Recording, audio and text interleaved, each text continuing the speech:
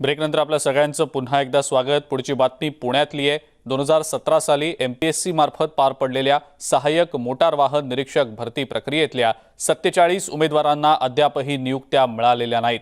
हे भावी RTO अधिकारी शासनाचे उंबरे झिजवून आता पुरते थकलेत, पण कुणीही त्यांची दखल घेत नाहीये।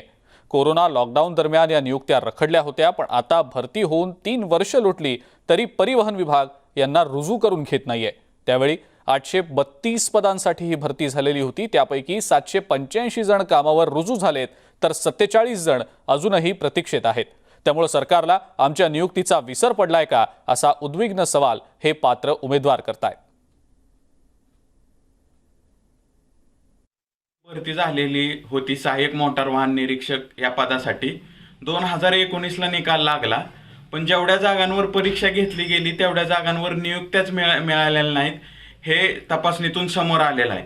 एकूण 832 पैकी 785 जागांवर नियुक्त्या दिल्या गेल्या आणि त्यानंतर मार्च 2020 पासून लॉकडाऊन लागला। परंतु आता लॉकडाऊन नंतर सर्व काही चालू झाले असताना राहिलेल्या 47 नियुक्त्या अजूनही का दिल्या गेलेल्या नाहीत, हा आमचा प्रश्न आहे। वाहन निरीक्षक 2017 या परीक्षेचा सुधारित निकाल 9 सप्टेंबर 2019 रोजी जाहीर करण्यात आला। 832 पदांच्या नियुक्तीची प्रक्रिया चालू होणार तोच मार्च 2020 मध्ये लॉकडाऊन घोषित करण्यात आला, सर्वत्र टाळेबंदी झाली। आता लॉकडाऊनतून बरेच दिवस झाले, सर्व शासकीय कार्यालय सुरळीत चालू झालेले आहेत, तरी 832 पैकी 27 जागा रिक्त आहेत। या 27 रिक्त जागांचा विसर महाराष्ट्र शासनाच्या परिवहन विभागाला पडलाय का, हा आमचा प्रश्न आहे। तसेच 27 जागा राहिल्या कोणामुळे, ह्याचा विचार शासनाने करावा।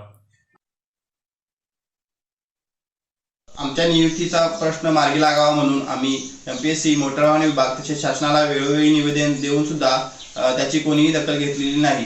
विद्यार्थ्यांच्या प्रश्नाकडे कोणीही गांभीर्याने पाहत नाही, याची खंत आहे। जेवढ्या जागांसाठी परीक्षा झालेल्या आहे तेवढ्या सर्व जागांवर अजूनही नियुक्त्या का दिल्या गेलेल्या नाहीत।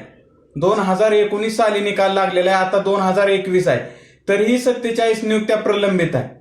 जर नियुक्त्याच मिळणार नसतील तर आम्ही परीक्षा द्यायची कशाला। या 47 नियुक्त्या शासनाने लवकरात लवकर द्याव्यात ही आमची विनंती आहे। या दिरंगाईच्या धोरणाला कंटाळूनच आमचा मित्र स्वप्नील लोणकरने आत्महत्या केलेली आहे।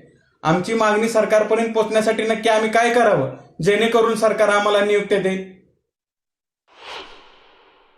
या सगळ्या उमेदवारांची व्यथा आपण पाहिली आता न्यूज 18 लोकमतवर। 2017 चे उमेदवार अजूनही नियुक्तीच्या प्रतीक्षेत आहेत। आपण ही अतिशय गंभीर बाब समोर आणलेली आहे। सहाय्यक मोटार वाहन निरीक्षक भरती प्रक्रिया आणि या प्रक्रियेसाठी आता 3 वर्ष उलटून सुद्धा 47 उमेदवारांना नियुक्ती अजून त्यांची झालेली नाहीये। हे 47 उमेदवार अजूनही नियुक्तीच्या प्रतीक्षेत आहेत। आम्हाला नियुक्ती कधी मिळणार, सरकारला नियुक्तीचा विसर पडलाय का, असा सवाल आता या उमेदवारांकडून सरकारला विचारला जातोय। ही अतिशय गंभीर बाब समोर आलेली आहे। या उमेदवारांची ही व्यथा त्यांनी न्यूज 18 लोकमत समोर मांडली आणि 3 वर्ष उलटून गेलेली आहेत, मात्र अजूनही आम्हाला नियुक्ती का दिली जात नाहीये, असा सवाल ते विचारतायत। एकूण 47 असे उमेदवार आहेत ज्यांना अजूनही नियुक्ती दिली गेलेली नाही। सरकारला आमच्या नियुक्तीचा विसर पडलाय का, असा सवाल या उमेदवारांनी आता सरकारला विचारलेला आहे। -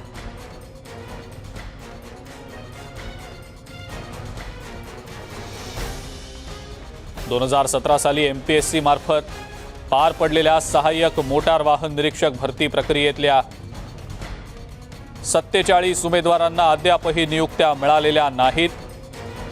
हे भावी RTO अधिकारी सरकारच्या कार्यालयाचे उंबरठे झिजवतायत।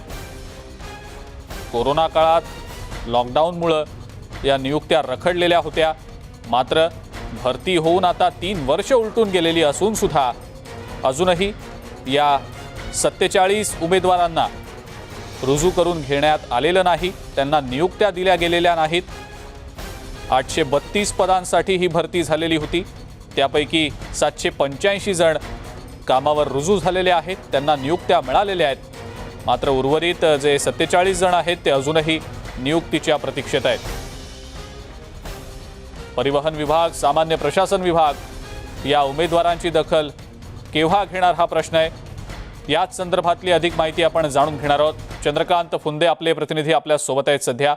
चंद्रकांत, 47 उमेदवार अजूनही नियुक्तीच्या प्रतीक्षेत आहेत. 3 वर्ष आता उलटून गेलेली आहेत. आमच्या नियुक्त्या सरकार आम्हाला केव्हा देणार असा प्रश्न ते उपस्थित करतायत. चंद्रकांत, काय सांगता येईल या सगळ्याबद्दल?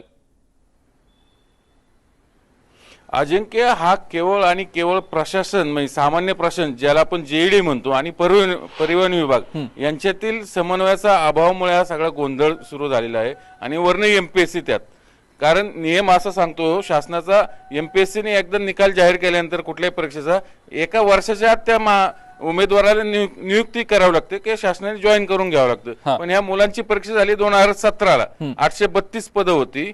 नंतर निकाल लागला 2019ला सहाय्यक मोटार निरीक्षण या पदासाठी, आणि जॉईनिंग झालं 2020ला. पण आपल्याला माहिती 2020ला कोविड आला, कोविड पॅन्डेमिक आलं. त्यामुळे जे राहिलेले शेवटी प्रतीक्षा यादीतनं जे शेवटची मुलं असतात, अगोदर जे जॉईन जे अपात्र होतात, मग खालच्या मुलांना वरती बोलवलं जातं आणि त्यांना कॉल केलं जातं. तर नेमका कोविड आला, त्यांच्यामुळे यांची 6 महिने लांबली आणि ते वर्षाचा कालावधी तो संपून गेले. म्हणून एमपीएससीने हात वर केले. ते म्हणे आमचा कालावधी संपला, आम्ही याच्यात काही लक्ष घालू. मग ही मुलं पुन्हा सामान्य परिवहन विभागाकडे गेली. परिवहन विभाग म्हणला आता आम्ही सामान्य प्रशासनाला त्याचा प्रस्ताव दिला. पुन्हा सामान्य प्रशासनाकडे ही मुलं गेली नाही, अजून परिवहन कोण आमच्याकडे प्रस्ताव आलेला नाही. म्हणजे थोडक्यात अक्षरशः यांची फक्त टोलवाटोली सुरू आहेत. हे भावी अधिकारी सगळे आरटीओ अधिकारी, सहाय्यक मोटार निरीक्षक, आणि यांची गेली 2-3 वर्ष अशी टोलवाटोली सुरू आहे. त्यामुळे ते अक्षर फस्टेज झालं. आपल्याला माहिती आहे स्वप्नील लोणकरने असेच नियुक्तीला विलंब झाला म्हणून आत्महत्या केलेली दौंडच्या. ते डोळ्यासमोर उदाहरण असताना या 47 मुलांना अशा पद्धतीने रखडवलं जातं त्यांच्या नियुक्त्या. आता यांच्याही मनात असेच विचार लागले असे ते बोलून दाखवत आहेत. आणि याबाबत ते परिवहन मंत्री अनिल परब, सतेज पाटील राज्य परिवहन मंत्री या दोघांनाही भेटून झाले. प्रत्येक वेळी फक्त आश्वासन मिळते, पण परिवहन विभाग त्यांना काही प्रस्ताव देत नाही. त्यामुळे एमपीएससी पुढे काहीच करत नाही. अक्षरशः 3 वर्ष झाली मुलं बेकार आहेत. बर चंद्रकांत, मग आता पुढे नेमकं काय? कारण हे सगळे जे उमेदवार आहेत 47 ज्यांना नियुक्त्या अजूनपर्यंत मिळालेल्या नाहीत, फक्त शासकीय कार्यालयांचे उंबरठे झिजवतायत, हातात त्यांच्या अजूनपर्यंत काहीच आलेलं नाही. ना नियुक्ती आली आहे, न त्या संदर्भातलं कोणतं आश्वासन आलंय. सगळ्यांच्या भेटीगाठी घेतल्या, मात्र आता नेमकं पुढे काय होणार? काही ठोस याबद्दलची पावलं सामान्य प्रशासन विभाग किंवा परिवहन विभाग उचलणार आहे का?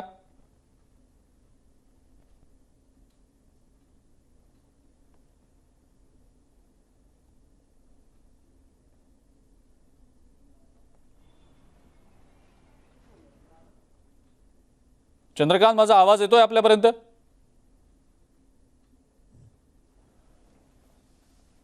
चंद्रकांत फुंदे यांच्याशी आपला संपर्क तुटलाय कदाचित. आपण पुन्हा एकदा त्यांना संपर्क करण्याचा प्रयत्न करूया. पण अतिशय गंभीर असा हा मुद्दा आहे. या उमेदवारांना, 47 उमेदवारांना अद्याप नियुक्त्या त्यांच्या मिळालेल्या नाहीत. त्यांना कामावर रुजू करून घेण्यात आलेलं नाही. आतापर्यंत सातत्यानं त्यांना फक्त आश्वासनच दिली गेलेली आहेत. 3 वर्ष उलटली आहेत, मात्र अजूनही ते नियुक्तीच्या प्रतीक्षेतच आहेत. न्यूज 18 लोकमत समोर त्यांनी आपली ही सगळी व्यथा मांडली. आमची नियुक्ती का होत नाहीये? सरकारला आमच्या नियुक्तीचा विसर पडलाय का? असे अनेक प्रश्न त्यांनी आता सरकारला विचारलेले आहेत. मात्र या 47 उमेदवारांना जोपर्यंत ही नियुक्ती मिळत नाही तोपर्यंत न्यूज 18 लोकमत त्याचा पाठपुरावा करतच राहणार आहे.